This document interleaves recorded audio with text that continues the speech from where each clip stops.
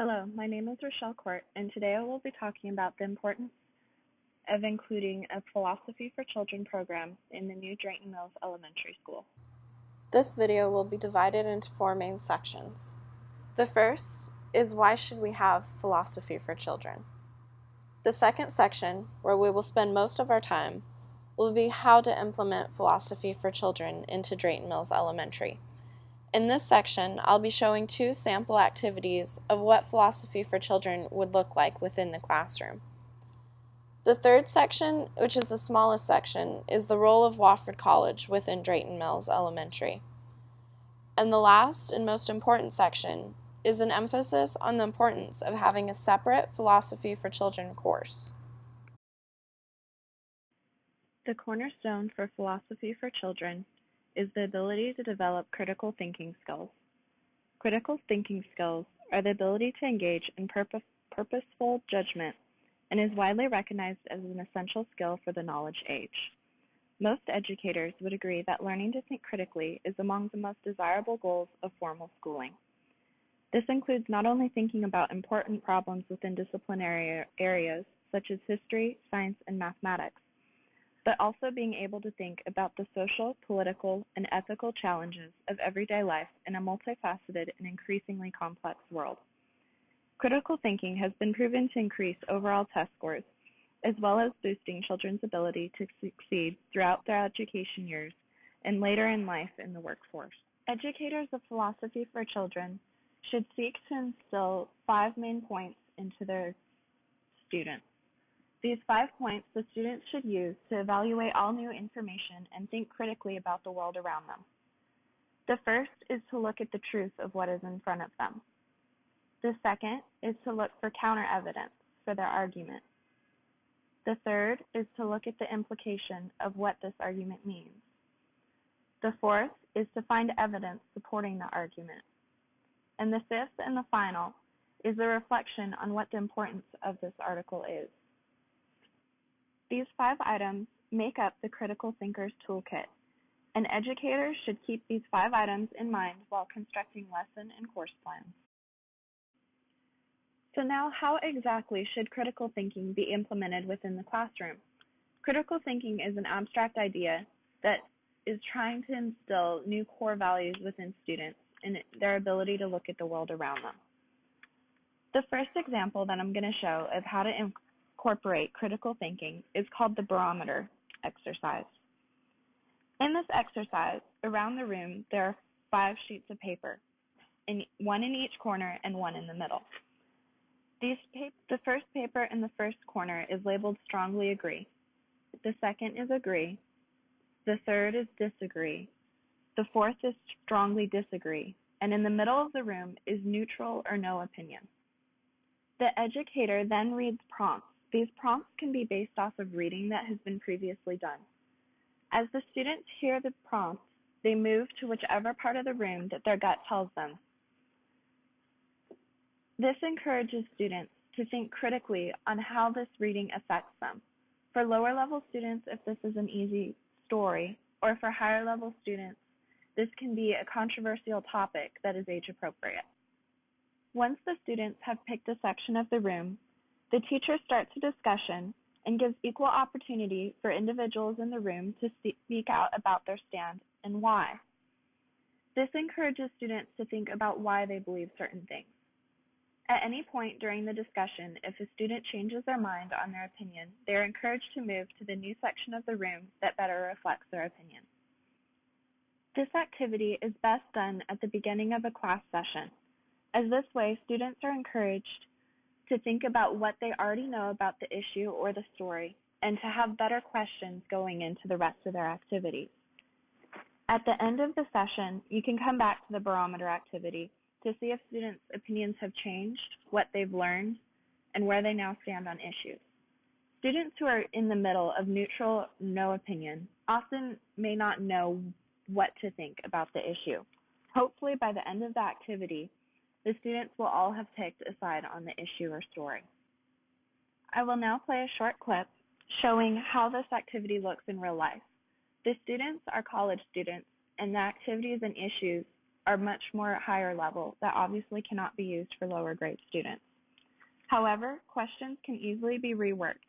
For instance, if the reading was on the Three Little Pigs, a question that could be asked was, should the wolf have blown down the pig's house? Yes or no, agree, disagree, strongly disagree, neutral, or no opinion.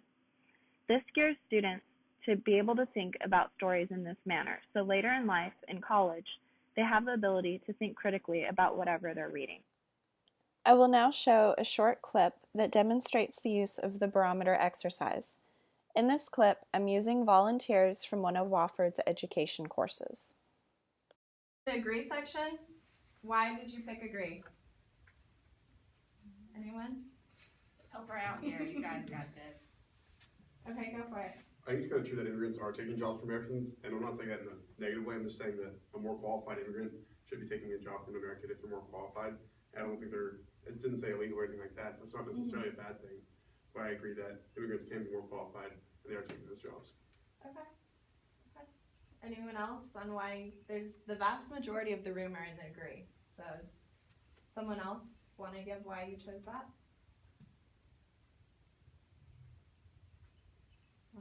Would you like to? Why did you pick agree? I'm kind of in the middle. I think I'm more disagree though.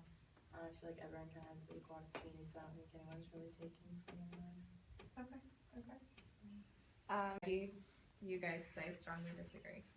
Well, my dad immigrated here, so I guess I kind of like with Benji. Like I think he's qualified for any job, and so like. Anyone else have opinions they want to share? All right, let's move to the next one. Sometimes war is needed to secure freedom.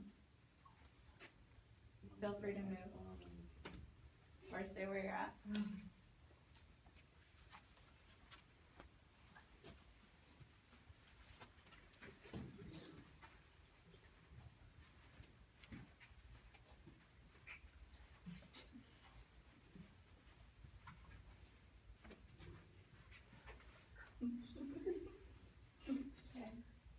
Looks like everyone's in agree. Are you disagree? Oh, okay. So you're part of it. All right. So we have unanimous agreement here. Why do you guys all agree on this?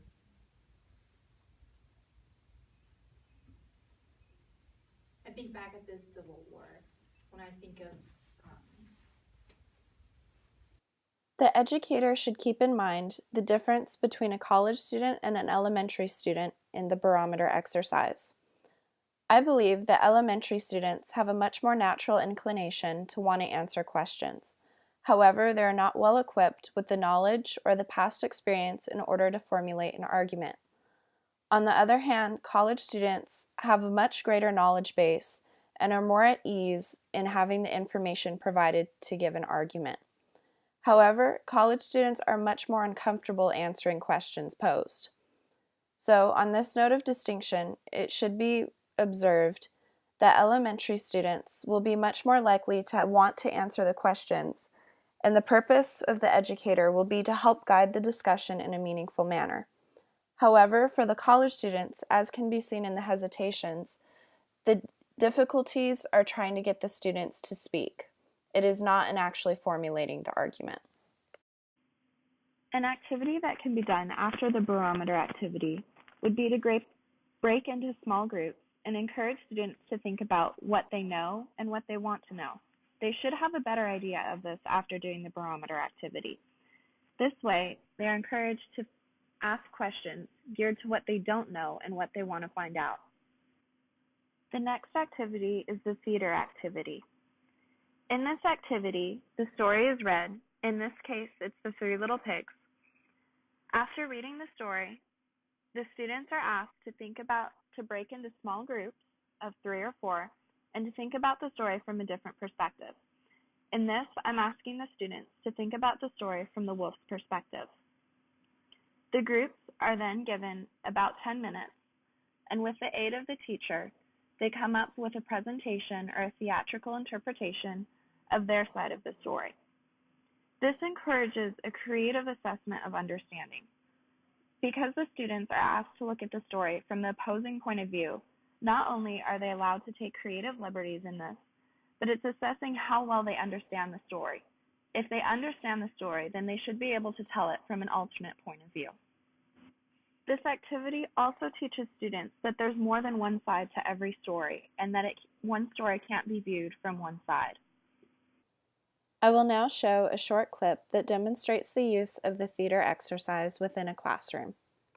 This activity, you're going to get into groups of 3 or 4, and what I want you to do is imagine that you're at the police office and someone has brought in the wolf and you're interrogating him. So one of you will be the wolf and the other members of your group will be interrogating him. And I want to hear his side of the story. Could he have been justified in maybe of going to the little pigs' houses, or if not, I just want to give you guys an opportunity to make a case for the wolf. So you're going to get about 10 minutes or so. This small group work would be a great opportunity for Wofford students to help with the philosophy curriculum. By having a Wofford student in each group, they can serve as moderators and to help guide the discussion as the students work through this story. Sir, can you tell me about a night of the incident? Well, it was like storming outside, and I was really lonely because I don't have any friends. So I was like, hey, let's be boys. And I like knocked on their door and really nicely said, like, can I please come in? And they didn't let me in. And so then the pollen in the air, I was like, I'm about to sneeze, so I said, I'm gonna blow your house down. And they called my bluff. And then I sneezed and blew their house down. And So why'd you eat the pig? because the house fell on the pig, and the pig was already like Dead. and I didn't want to I like bacon a lot. The final activity for any philosophy class should be to come together as a large group and reflect on the day's events and everything that has been learned. In this large group discussion, different tools that can be used would be a talking ball or a talking stick. In this, whoever is holding the ball or stick is the one who gets the floor. When the student is done with their discussion, they then pass it to another student at their discretion. This allows for each student to have an opportunity to speak, as well as guides the students to listen to whoever has the ball. In this closing activity, the educator should guide the discussion back to the Critical Thinkers Toolkit. What was the truth of the story that we learned? How did we find it? What was the counter evidence provided? What were the implications of things that were said? What was the evidence that was offered in support or denial of our conclusion? And finally, reflecting back on everything and how it applies to ourselves and our lives and the world around us. During these discussions, the educator should keep in mind the principle of philosophy, which is simply not to have all the answers. The students here are learning how to ask questions that maybe don't have answers and learning that that's okay. In this way, philosophy is not like a traditional education course, such as social studies, where the students are guided to ask specific questions in which the educator has answers for. Critical thinking is the ultimate goal for most educators. However, I believe a specific philosophy course is important for the reasons mentioned before. A philosophy course would allow for greater freedom of inquiry and take the pressure off the educator to guide the students to the right answer. A separate course will act as a sort of safe space to grow comfortable asking questions in. In addition, having college students fulfilling the role of educator or mentor will not only encourage dialogue as they speak with someone closer in age, but will also broaden students' interactions with people outside of Drayton Mills Elementary.